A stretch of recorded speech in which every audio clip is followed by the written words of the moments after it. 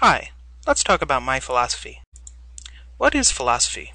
Philosophy is the love of knowledge. What is the purpose of knowledge? To make informed choices. Why do we want to make informed choices? So we don't look like amoebas. Choice is a more intrinsic property of matter than intelligence. There is no such thing as true randomness. The result that looks like true randomness is the result of a completely uninformed choice. When we inform ourselves, we have knowledge, and there are two types of knowledge we can form: facts and opinions. Facts are further subdivided into the category of those that I believe and those that I do not believe. If I believe a fact, then I'm right. If I don't believe a fact, then I'm wrong. Facts and opinions are not parallel. If I think you have a lousy opinion, I can say your opinion stinks. However, if your facts are wrong, I can't say it is a false fact, because it is not a fact at all. I have to say it is a false statement, or it is an untruth, or a lie.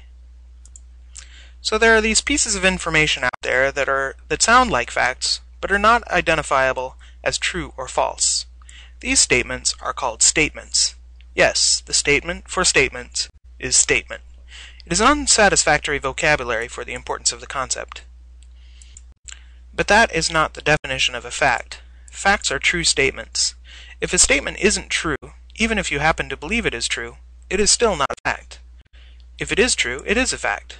This often makes the discussion of just the facts rather frustrating.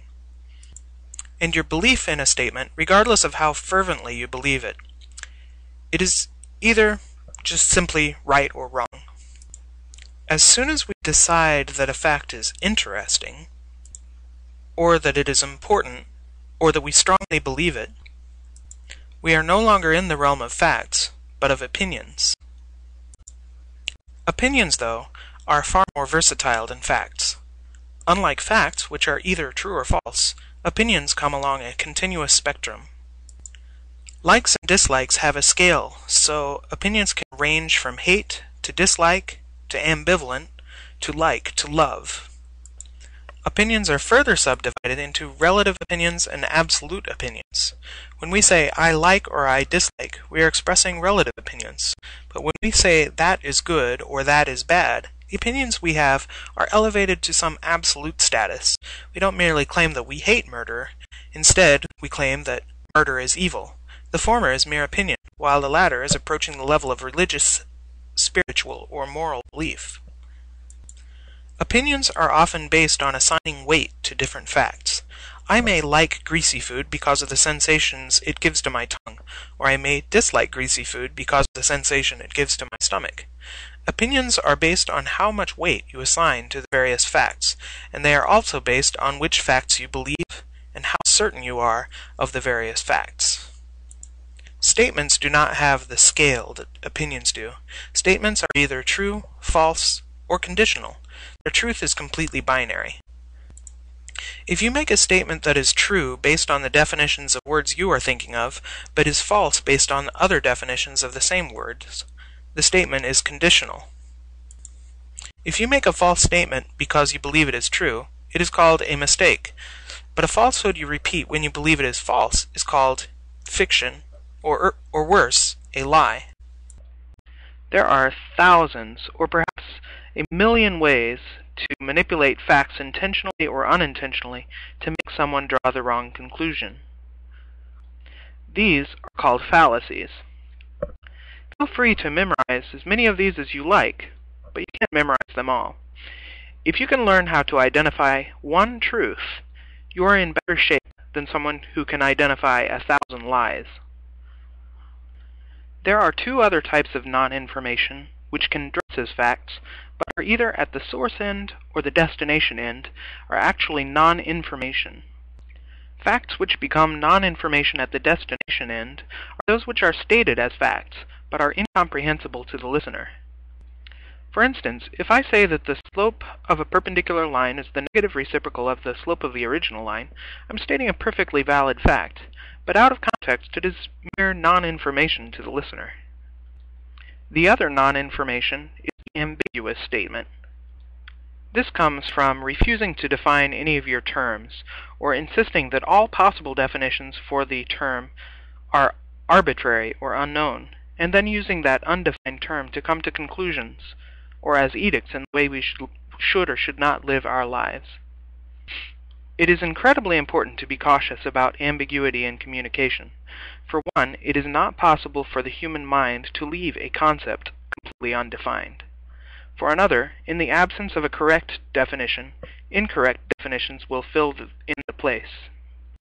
Let me give you examples of ambiguous statements. One is related to modern physics, and another related to modern religion.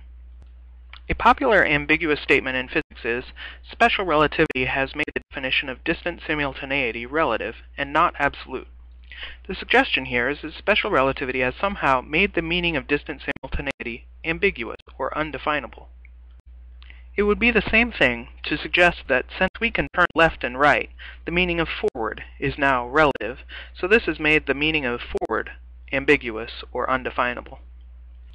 The Lorentz transformation equations actually give a precise definition of relative simultaneity for observers traveling at any velocity. Of course, for most people this is probably still incomprehensible, but at least it's not ambiguous. In religion, we are often told to believe in certain things. The meaning of believe is left to our own interpretation. In common context, when Christians are asked to believe in Jesus, it is in the same manner that children are asked to believe in Santa Claus or the Tooth Fairy. The only difference is that if you fail to believe in Santa or the Tooth Fairy, you are not threatened with eternal damnation.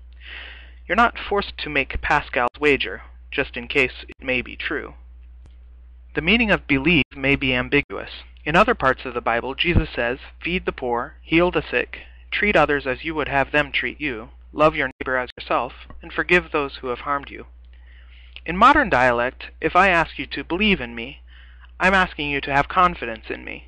I will accomplish my goals, and I'm asking you to place your hopes and dreams in the same things that I do. So under that context, believing in Jesus simply means believing in doing what he says is right. The statement of believe in me is ambiguous and leads to misunderstanding and argument, and sometimes war. The non-ambiguous statements, feed the poor, heal the sick, treat others as you would have them treat you, love your neighbor as yourself, forgive those who have harmed you, are less open to interpretation, and have not led as much to misunderstanding, argument, and war. My philosophy is that one should be aware of their opinions, aware of their facts, and aware of their beliefs. It is especially important to be cautious with beliefs you hold that are ambiguous or not fully understood. If you hold ambiguous beliefs, you are subject to manipulation by those who claim to hold the correct definitions of the terms. So be aware of your opinions and beliefs, and be explicit. Define your concepts.